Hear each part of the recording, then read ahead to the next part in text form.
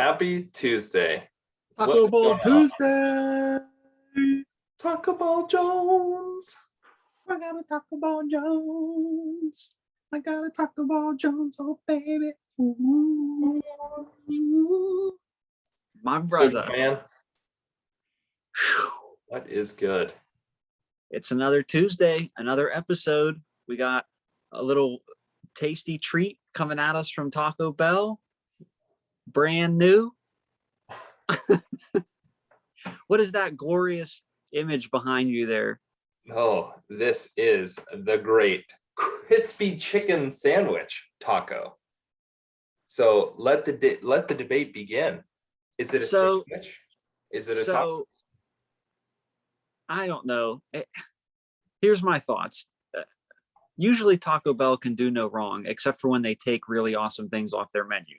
But this debate over who has the best chicken sandwich, and then Taco Bell already like a couple months ago squashed this by being like, we have the naked chicken chalupa, so we win. And then they get rid of the naked chicken chalupa because it's only limited time. And now they have whatever this is to try and compete with the chicken sandwiches. But it looks more like they took the biscuit from the old breakfast menu biscuit breakfast tacos and slapped it around a crispy chicken tender. I'm going to need a little bit more sustenance than that. I either bring back the naked chicken chalupa or bring back the biscuit breakfast tacos, but I don't know. I'll have to try this out. If anybody out there has tried the new chicken sandwich taco, crispy jalapenos, let us know. Yeah, we need to hear some of that feedback. How we feel about this out there. It was debuted in your hometown there of Charlotte, and that's right. Yeah, you are a derelict of your duties and failed to acquire one during the test market phase. So it must have been a closed beta. Closed beta test. If this is a big flop and is terrible, I'm going to blame you for not trying it ahead of time for us. Thanks, Justin, for your scathing review of a new and exciting menu item. Wouldn't it be better if the crispy chicken was wrapped in a waffle like the waffle tacos were? With a syrup? That would be amazing. Your favorite Cinnabon Delights? Oh, I would love it if there was a chicken and waffle sandwich taco. Taco Bell, listen up. Get us into the test kitchen. Let us come mess around for a bit. We got you. I think it's great too that they tested it. The two areas they tested it in were Nashville, Tennessee, and Charlotte, North Carolina. So they were definitely saying, let's see if people in the South will like this, and then we'll roll it out. And I think you could pretty much throw chicken on anything and people in the South would eat it. So I know, but aren't you guys supposed to be like fried chicken connoisseurs? Like, yeah, you're not eating trashy fried chicken. So if it was successful, then, if it wasn't successful, they wouldn't be rolling it out mainstream. So they had to have gotten a decent amount of positive feedback. But I think when the options are so plenty, how many people in Nashville and Charlotte are saying, well, I got to go out of my way to Taco Bell to get when we crispy had the chicken taco sandwich. When the Popeyes sandwich launched, that thing was nuts. People were waiting for hours. I know, but Popeyes is a fried chicken joint, and for me, it's the top of the list.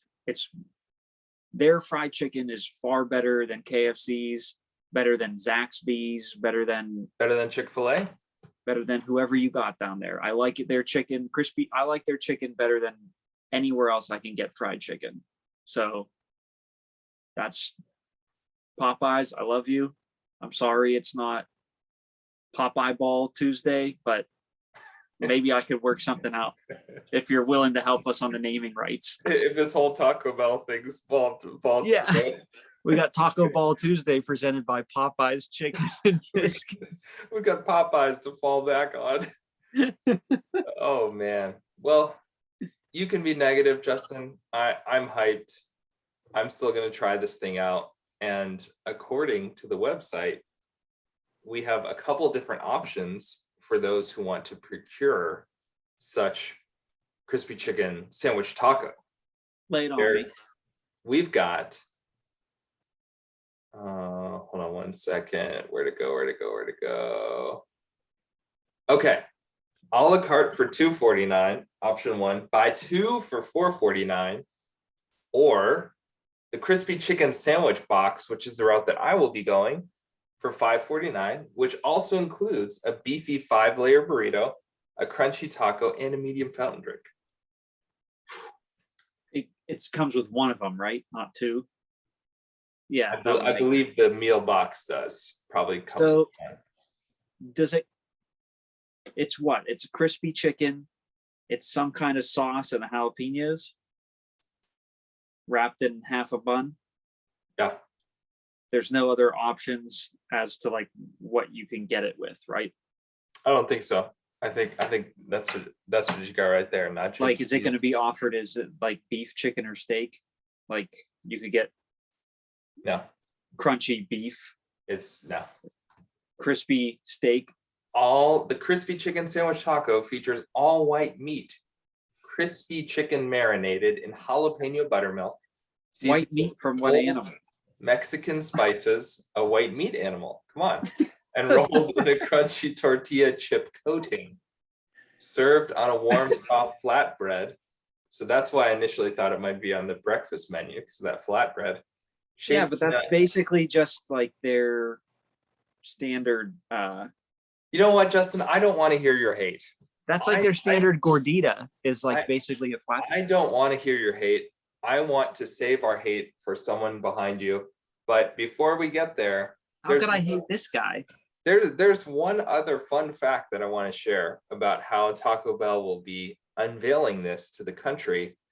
And that's happening on September 4th during the Georgia-Clemson college football game, which is going to be a pretty hype way to start the college football season. So September 4th, Taco Bell will use two real college debate teams from the University of Georgia and Clemson University to go head to head in the name of Team It's a Sandwich and Team It's a Taco. The debate will air during the primetime college football game via a 60-second and 3 30-second ads.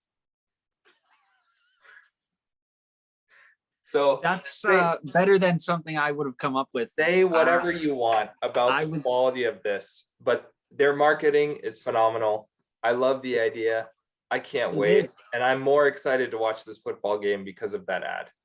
Of course, I was expecting they were going to debut this by having like two real live college students throwing these into like giant cans of Baja Blast. Like, how many can you throw through the opening and win $10,000? What is this? Or Dr. Pepper challenge? That's what I'm saying. But it's Baja Blast and it's a, chicken sandwich taco. So what are you going to be? Team taco or team sandwich? Team taco all the way. I would have to agree, but in the spirit of debate, you're wrong. You're wrong too. And we can agree. Agree to disagree. I don't agree to disagree. You're wrong. Disagree to agree. Okay. Whatever it needs to be said. We see eye to eye. So Justin, you've got Ben Simmons there behind you. What's happening with Ben Simmons these days? Ben Simmons, your boy, your hometown Philly 76ers. Does it say 70 on that shirt, or does it just say Philadelphia Sixers? Sixers, or should I say the Philadelphia Suxers? So Ben Simmons reported today that he ain't coming to training camp. He doesn't want to join the team. He doesn't want to be in Philadelphia. And to Ben Simmons, I say, who does? So, it's a cesspool. It's full of just garbage people and garbage athletes and garbage fans.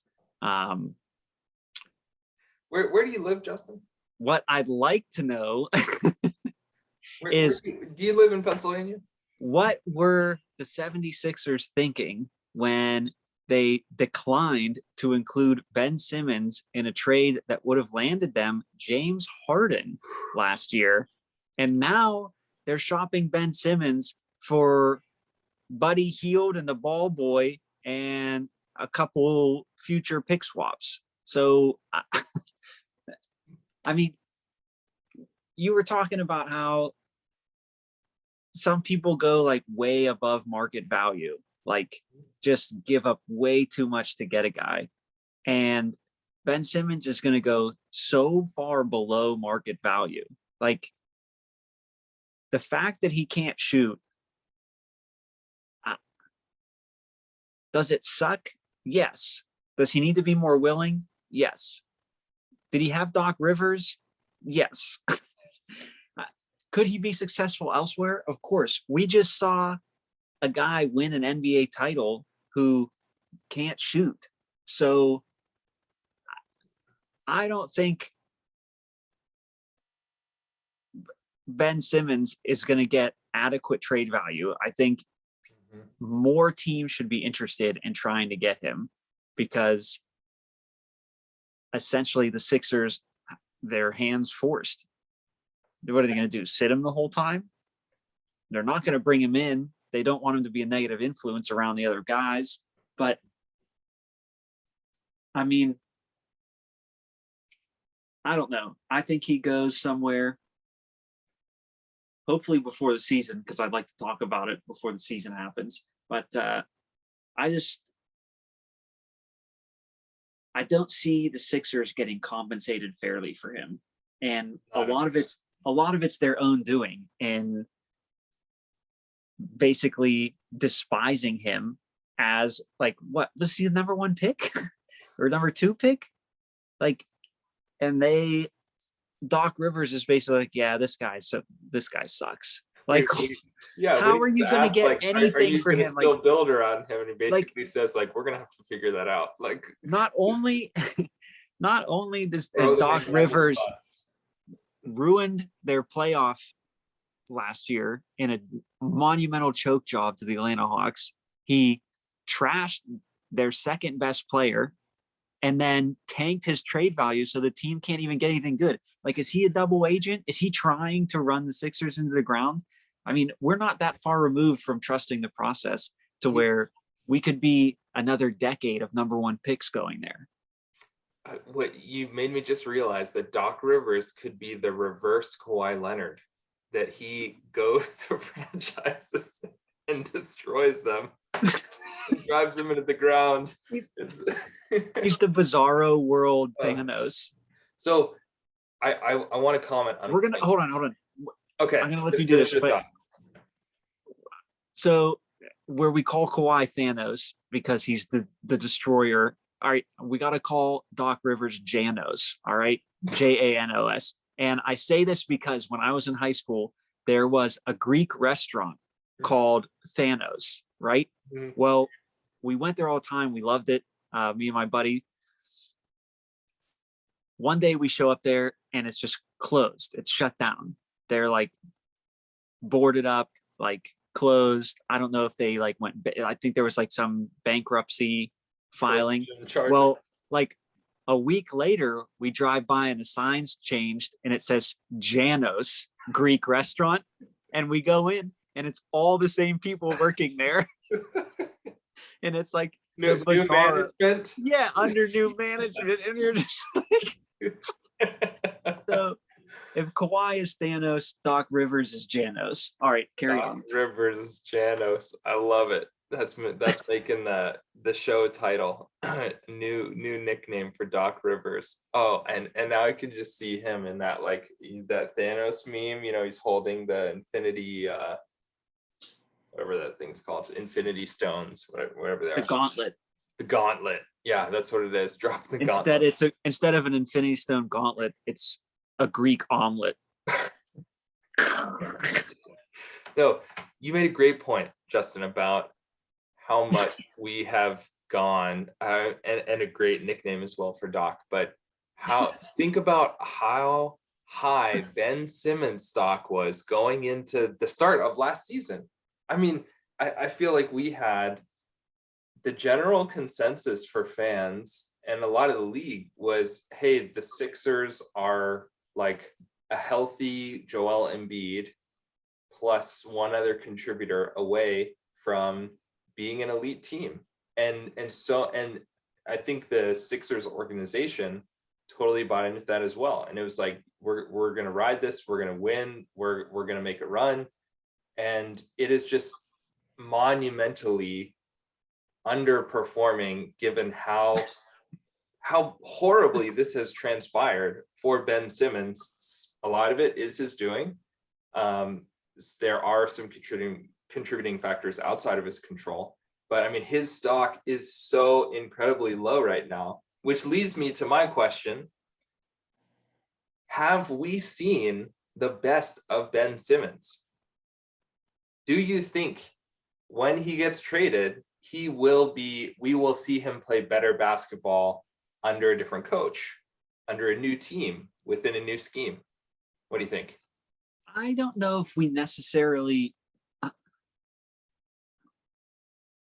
Yes, but I also think a lot of that is going to be a team that's going to trade for him is not interested in just putting him as some like rando side piece. Like coming Like, off the bench, yeah. I think a team that wants to trade for him will try and work around him and build a team around him so that his weaknesses are covered by other people. So we don't notice it as much.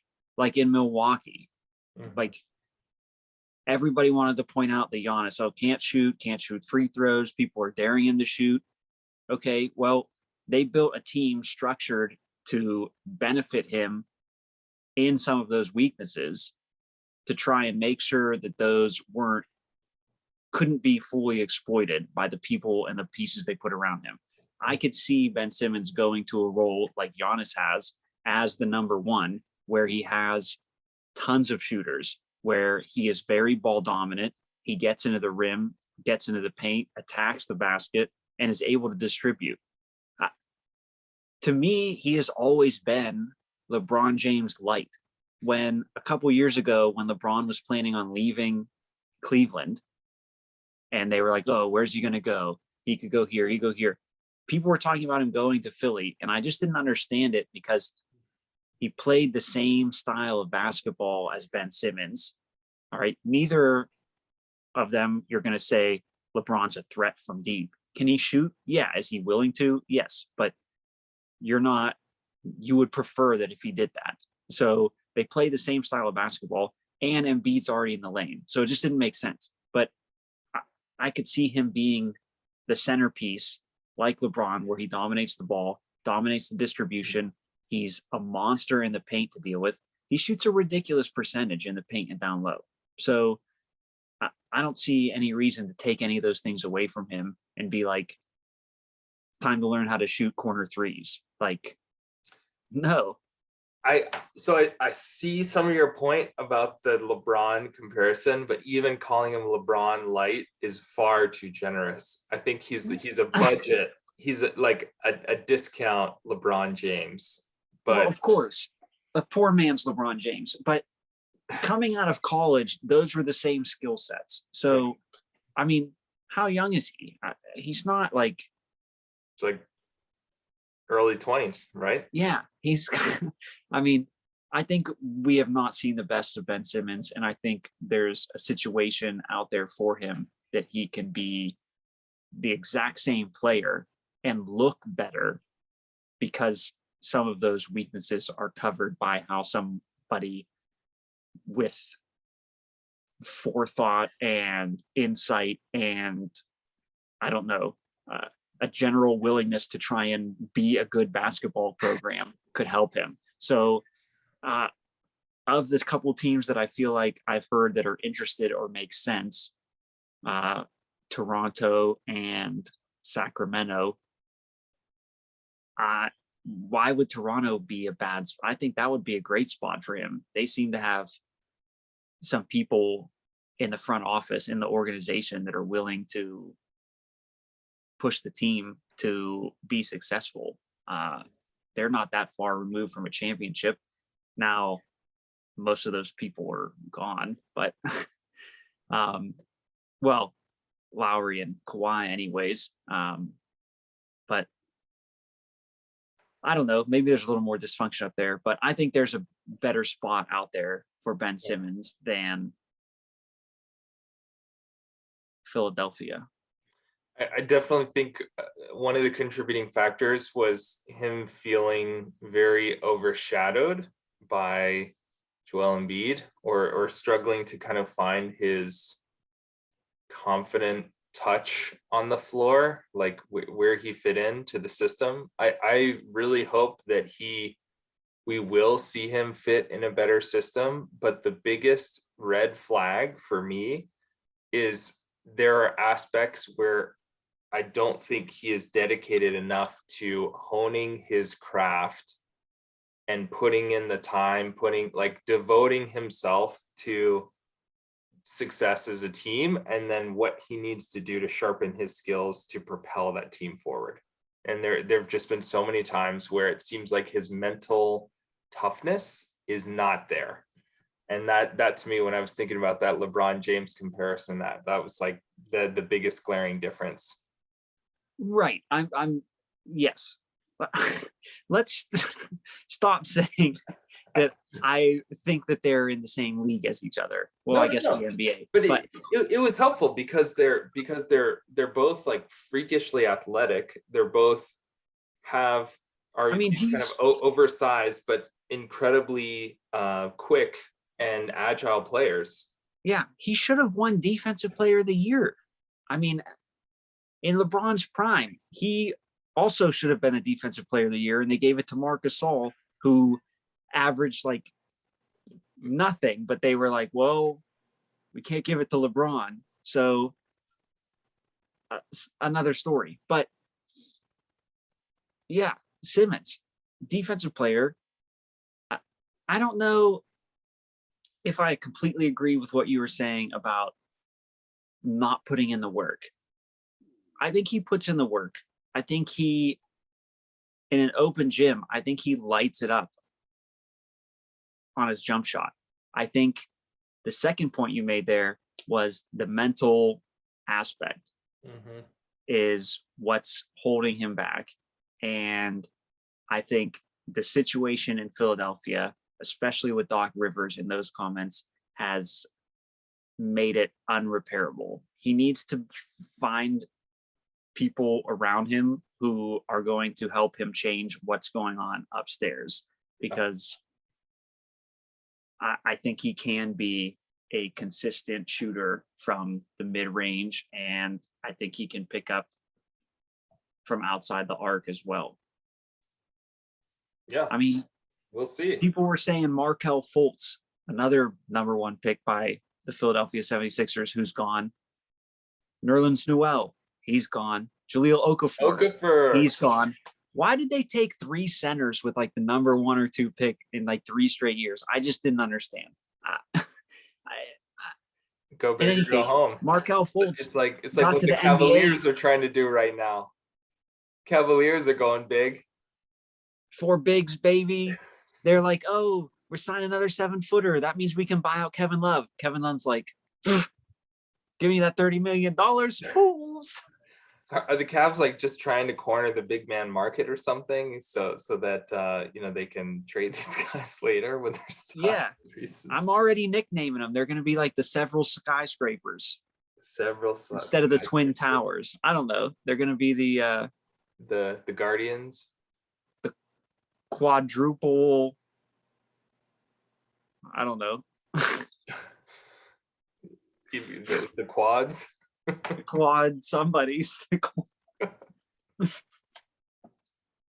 Ben Simmons. I wish the man well. I really do. Yeah, we could have seen him in Houston.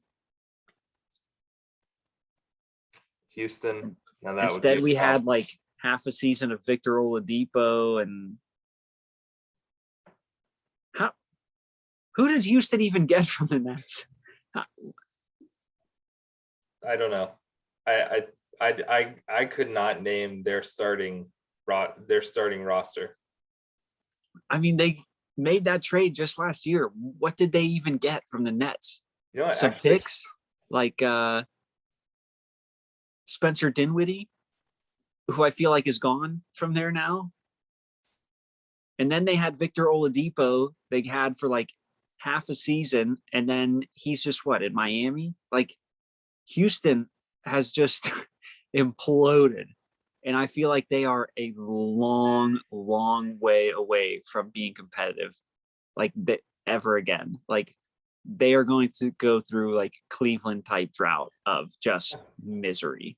their best shot was right. I mean, it fell through as soon as Chris Paul went down with that hamstring injury. That was the closest they made it. So, yeah, and that time where Kevin Durant was standing 4 feet out of bounds, passing the ball back in, and the refs like, "Oh, you were totally in bounds." that too. Let's not talk about preferential treatment for the Warriors now. Let's not get into that. I had to Google the Houston Rockets starters. Listen to this. Is Nene still on the team? We have Nene Hilario, John Wall, Kevin Porter Jr., Jalen Green, Daniel Tice, and what's one more row here? Come on, ESPN. They don't even want to load the fifth player here on the. They only have 4 guys on the team. The rest are all player to be named later. Where's this? What we got here? It's not even going to load for me. Well, speaking of that, they have John Wall, who's on perhaps maybe the only worse contract in the NBA than Kevin Love. And they've got Kevin Porter Jr. from the Cavs, who got kicked out because he threw a bowl of soup at the coach in the locker room. And he was just like, they couldn't control him. But then he just like goes off and goes bananas. He's like definitely J.R. Smith. Yeah. Could get scorching hot. Oh, okay. Christian Wood is their center. Yeah, they signed him out of where is he? Detroit? Man, that is a. But could you bring up the trade? Like who was included in the Harden trade? I just can't even think of like where the pieces were because they literally traded James Harden and I don't think they got any. I don't think any of the people that were in that deal are on their roster. Rockets got Victor Oladipo.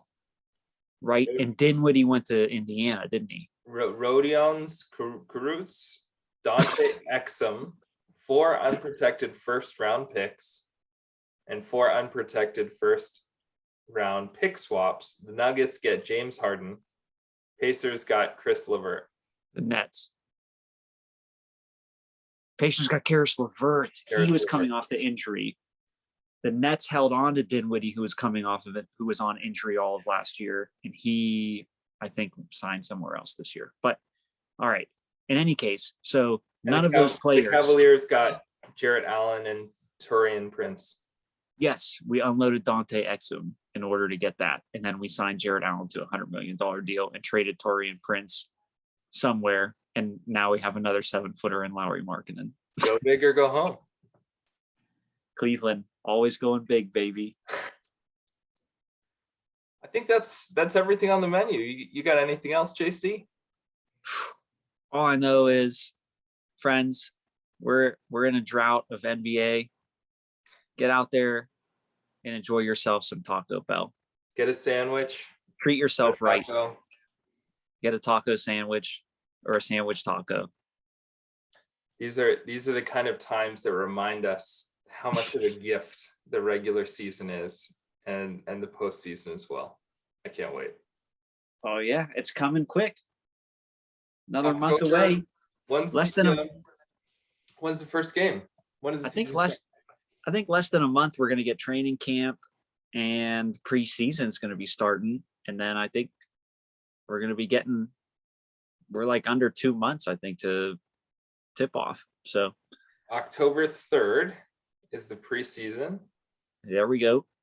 And then our first regular season game is 2 weeks later, October 19th, with none other than the Nets taking on the Bucks. 7:30. That's a way to start a season right there. That's right. They did. They released the schedule. There are some pretty nice matchups to start off with. Warriors, I think the second Lakers, night. Yes. same night. Mark your calendars. October. Can't wait. Well, Justin, always a pleasure for your Likewise, Taco my Bell brother. insights, thoughtful analysis, commentary, lighthearted, good-hearted, mean-hearted commentary. We're here for it Crispy all. chicken hearted. Crispy chicken hearted, taco hearted. It's all there. Yeah. Check us out next week. Find us on Instagram, Twitter at Taco Ball Tuesday. And as always, yo quiero taco ball, baby. I